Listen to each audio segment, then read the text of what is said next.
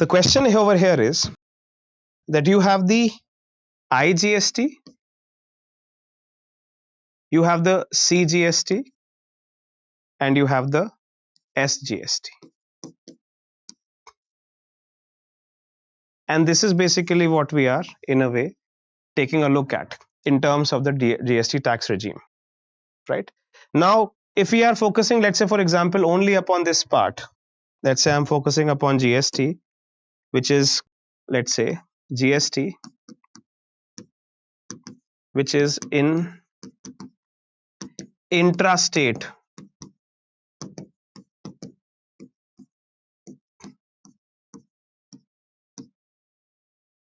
trade and commerce. GST which is paid in intrastate trade and commerce. Okay. It is collected by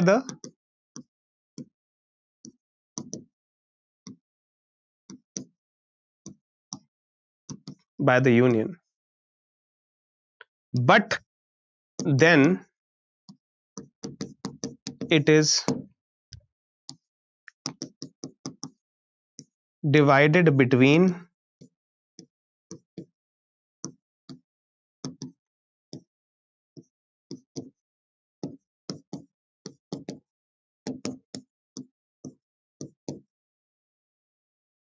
and then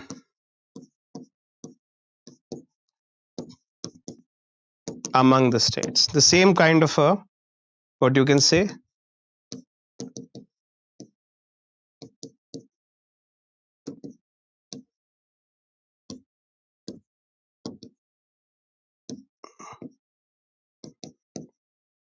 vertical devolution and horizontal devolution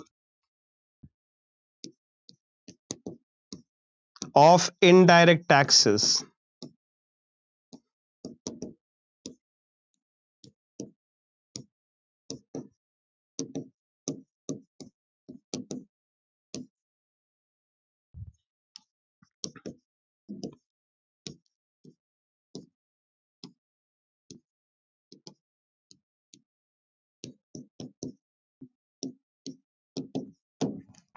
on the recommendation of the GST Council. You get the point, class, over here? We are preparing a kind of an entire understanding of how the GST is working and how these activities are working. Now, I'm going to take you specifically to this part. Again, Article 269A of the Constitution. And then we'll just move to the GST Council and get a current update about it. Goods and services tax on supplies in the course of interstate trade or commerce shall be levied and collected by the Government of India, and such tax shall be apportioned between the Union and the states in the manner as may be provided by the Parliament by law on the recommendations of the Goods and Services Tax Council, GST Council. Okay, just take a look at this. This idea shall be apportioned between the Union and the states. This is what basically we are trying to understand over here. Article 269 on goods and services collected in the category of interstate trade and commerce. By interstate trade and commerce, which means that when the producer state is A and the consumer state is B. Please isko dhyan se padhiye ek bar. Just try to get a sense of this clearly, class, please. So you're right about that. I probably should not have taken the example of insurance. Yes, you're right about it. As I pointed out correctly, that there is a, what you can call IGST is what we understand interstate trade and commerce only on state subjects. So you're right about it. On interstate trade and commerce of subjects which are under the union list, they would form under the CGST. Interstate trade and commerce only on state subject is IGST. Yeah, so I'm sorry, I just went along with the example over there. But insurance will not have the example of IGST, it will have the example of CGST. But if I take the example of lottery tickets, sorry, if I had taken the example of lottery tickets over there, lottery tickets, would have been under the IGST, right?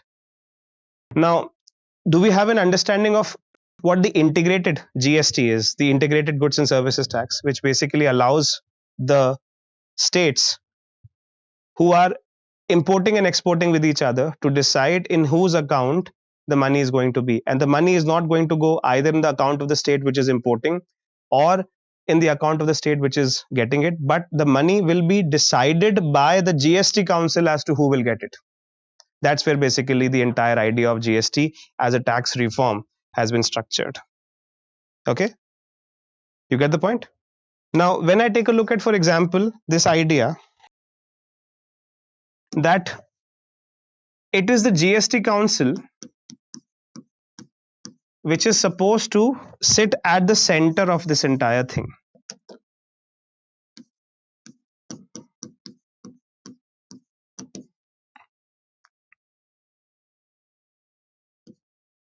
GST council shall sit at the center of this entire thing, and GST council is a body which is composed of the finance minister, union minister of finance, and the state finance minister, meaning the finance minister, MOS, minister in charge of the state. These two are going to be the people who are sitting in the GST council. And apart from this, the GST council will have a table for finance ministers of the states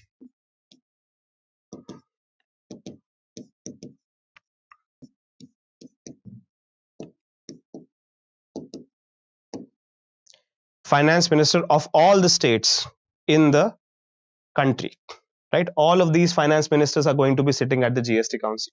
So GST council is a kind of an integrated body which is created by the finance minister of the union and the states, and these are the ones who are going to take a decision upon these matters, right? So the rates of the GST council decided by the GST council will inform the CGST, will inform the SGST, and will inform the IGST, right? And in this specific case, when we are taking a look at IGST specifically, IGST mein GST council will also determine how this money has to be apportioned between the union and the states. जैसे मैंने आपको कल बताया था, this is a kind of a similar function with the finance commission has for direct taxes. A very similar function the GST council has in the case of indirect taxes, right? This is how we are in a way completing the entire idea of Article 246A and Article 249A to institute a tax regime on what are known as the indirect taxes, right? And if you, for example, take a look at a question like this, if you have a question like this, to what extent does it reflect the accommodative spirit of federalism?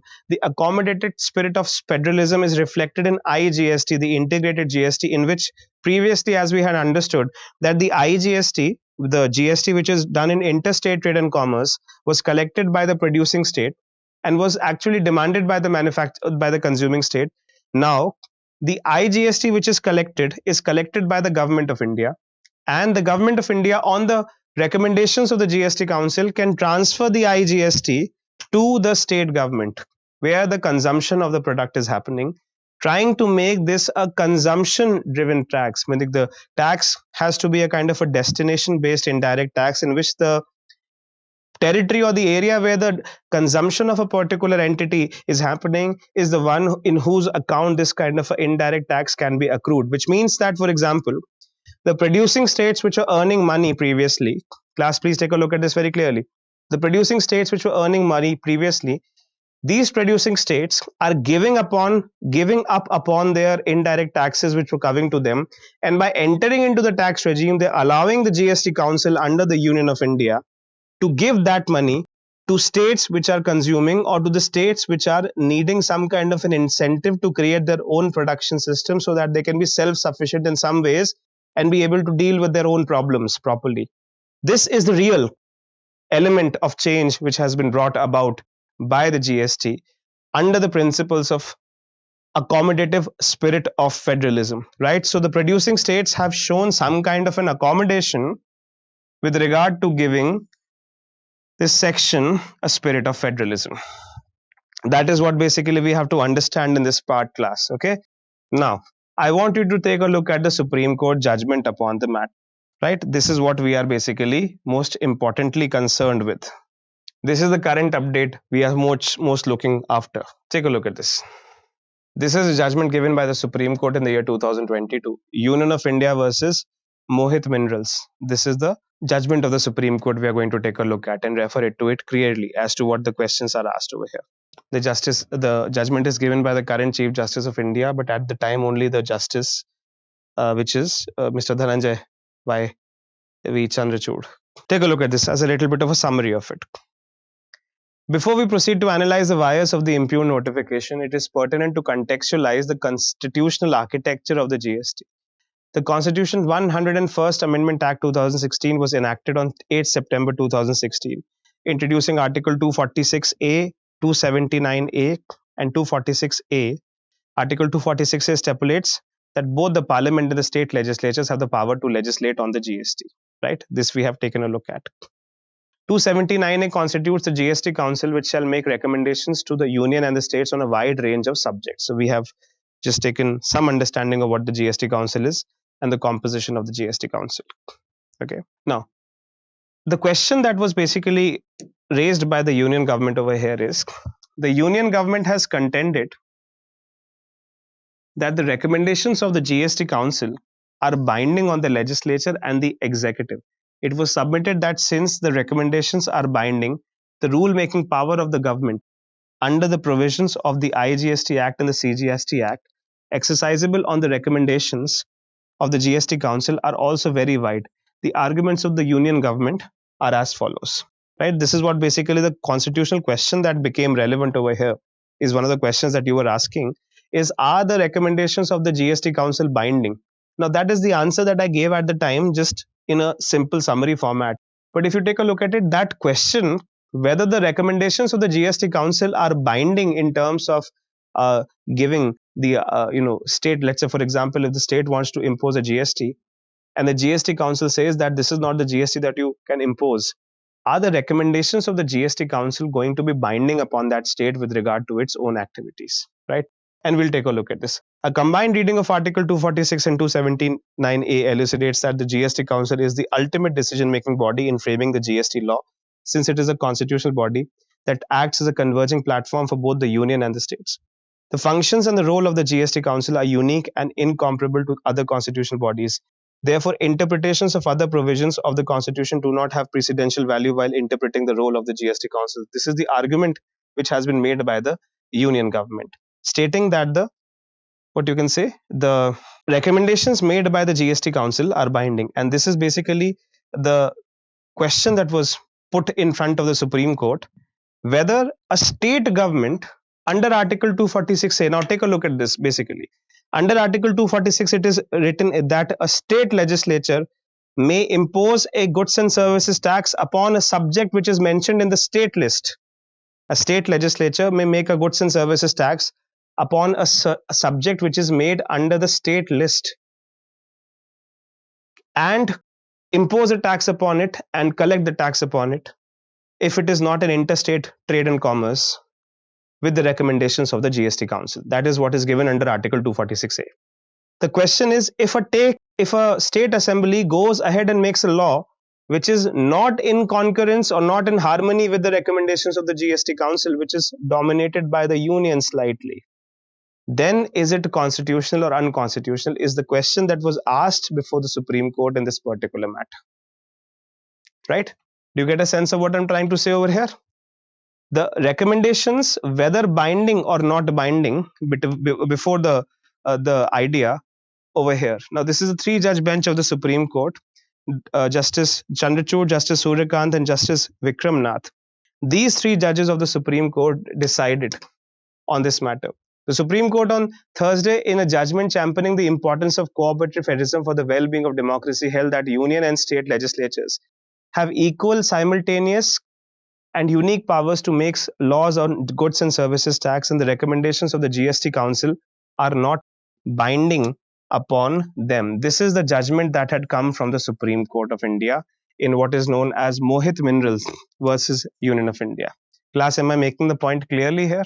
The judgment which has come from the Supreme Court of India is on this particular aspect, are not binding on them. The apex court's decision came while confirming the Gujarat High Court ruling that the center cannot levy integrated goods and services tax on ocean freight from Indian importers. The recommendations of the GST Council are the product of a collaborative dialogue involving the union and the states. They are recommendatory in nature. The recommendations only have a persuasive value. To regard them as binding would disrupt fiscal federalism when both the union and the states are conferred equal power to legislate on the GST, a bench held by Justice Chandrachud held. The court emphasized that Article 246A, which gives the state powers to make laws with respect to GST of the Constitution, treat the union and the state as equal units. It confers a simultaneous power on union and states for enacting laws on GST. Article 279A in constituting the GST Council envisions that neither the center nor the states are actually dependent on each other, Justice Chandrachud interpreted. He said that the center and the states were autonomous, independent, and even competing units while making GST laws. Cooperative federalism is treated like a marble cake federalism due to the integrated approach of the federal units, he compared. The judgment said that though the center may have larger share of power in certain instances to prevent chaos and provide securities, the state still wield power. India is a multi-party system. It is possible that the party in power in the center or may not be in the power in the other state. Even if the states have been given lesser power in certain situations, they can still resist the mandates of the union by using different forms of political contestations permitted by the constitution. It is not imperative that one of the federal units, center or the states, must always possess a higher share of power over the other units, the court stated. Now, do you get a sense of this? I'm going to cite before you, very simply, the judgment of the Supreme Court in Mohit Minerals versus Union of India 2022. The crux of that judgment is that wherever we have, for example, the concept of a GST Council recommendation, that GST Council recommendation is not binding upon the states.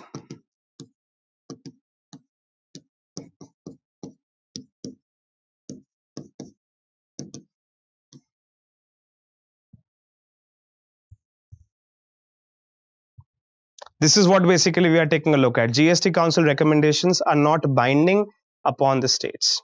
Okay, I'm just citing the current update upon the GST. So now what does it mean for us? Let's say, for example, if you go to the chart that we have prepared over here, just take a look at this, and everywhere you see, you can get a sense of how this chart is supposed to work out, right?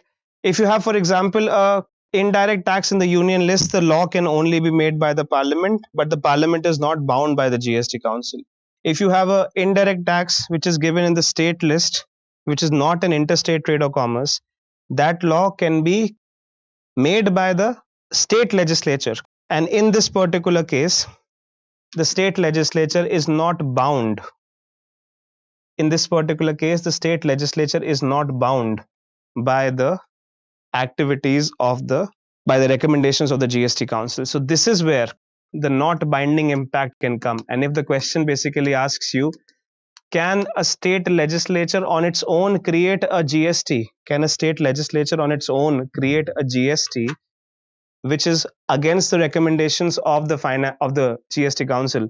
The answer is correct, according to the Mohit Minerals versus Union of India judgment of the Supreme Court, right? That's exactly what we are trying to take an understanding of. Okay, right? Okay.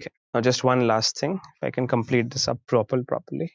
When we ask the question about IGST, when we ask the question with regard to IGST, then the question is that whenever there is an interstate trade and commerce, whenever there is a question of interstate trade and commerce, though the subject is given in the state list, class, please be very clear to it. Whenever we're talking about interstate trade and commerce, though the subject is given in the state list, a IGST, which is an interstate trade and commerce, goods and services tax, can only be imposed by a law made by the parliament. Okay, so if you have, for example, the question that can a state create an IGST against the recommendations of the GST Council, the answer is incorrect, because the state does not have the power to create an IGST. The state has no power over an IGST. The power over an IGST is given specifically to the center, to the union, according to Article 246A of the Constitution. As you can see it, that a IGST can only be created and regulated by the union. Parliament has the exclusive power to make laws with respect to goods and services tax, where the supply of goods or of services or both takes place in the course of interstate trade or commerce, which is covering Article 269A of the Constitution. So in the cases of Article 269A of the Constitution, where you have a integrated GST, even if it is a state subject, the law can be made by the parliament exclusively, not by the state, because the power on that has been given to the parliament. Now, if, for example, you take a look at it in a more politically sensible term, there are, for example, states like Tamil Nadu, states like Kerala, states like Karnataka, which have a huge production ratio. Okay, they produce a lot of money. And this basically, in a way, implies to suggest that under the GST Act or under the amendments made by the GST, there are three kinds of taxes which can apply upon the people of Karnataka. One is the IGST, one is the CGST, and the other is the SGST. Okay. Now, for example, if the people of Karnataka are paying a CGST and an SGST, right, then what you are looking at is that the CGST can be made by the parliament with or without the recommendations of the GST Council. SGST can be made by the state with or without the recommendations of the GST Council. And IGST can only be made by the parliament with or without the recommendations of the GST Council. This is going to be today the position after the judgment of the Supreme Court has been given in Mohit Mineral versus Union of India. Class, am I getting a point clear about it over here? This is a Hindu editorial that came in the newspaper that we'll take a look at in terms of getting a sense of this. Pronouncing its verdict on a protracted dispute over the levy of goods and services tax on ocean freight charges paid by importers, the Supreme Court on Thursday said that such tax was untenable. Its 153-page judgment also has dwelt at the length on the nature of recommendations of the GST Council, the constitutional body set up to oversee the operations of the indirect tax regime. Invoking the spirit of cooperative federalism, the court has held that the union and the state legislatures have equal, simultaneous, and unique powers to make GST laws, and the recommendations of the council, where they have 1/3 and 2/3 voting share respectively, are not binding on. While amending the constitution to pave the way for tax system that subsumed multiple central laws and state levies, Parliament had intended for the council's recommendations to only have a persuasive value. As per the court, please, you have to be very sure about making this point understood properly. This has sparked fear that individual states can start vetoing the council's recommendations that they do not agree with and refuse to implement them, thus threatening one nation, one tax edifice of a reform that took years to bring about. Opposition rule states have hailed the verdict as upholding their rights vis-a-vis what few termed as arbitrary imposition of centre's decision in the council. The finance ministry has sought to quell anxiety by indicating that the court has only elaborated on the council's existing arrangement and the status quo would continue. States can already reject the council's decisions, but none has chosen to do so, it said. While North Block undertakes a detailed review of the verdict, it is pertinent that it had argued that if the council's recommendations were not binding, it would lead to an impasse and the entire GST structure would crumble.